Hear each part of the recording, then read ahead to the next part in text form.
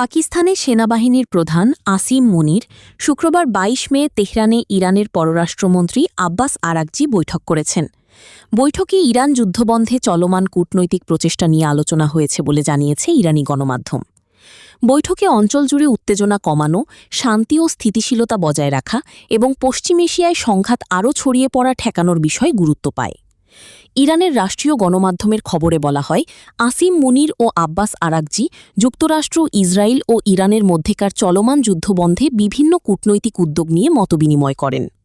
এছাড়া আঞ্চলিক নিরাপত্তা পরিস্থিতি এবং সংঘাত আরও বিস্তৃত হওয়া ঠেকাতে সম্ভাব্য পদক্ষেপ নিয়েও আলোচনা হয়।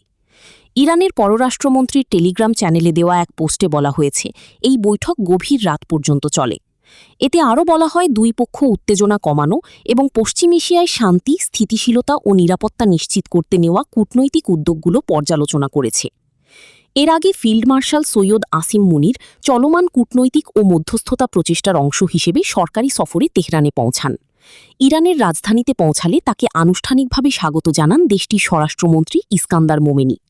এ সময় পাকিস্তানের স্বরাষ্ট্রমন্ত্রী মহসিন নাকভি উপস্থিত ছিলেন।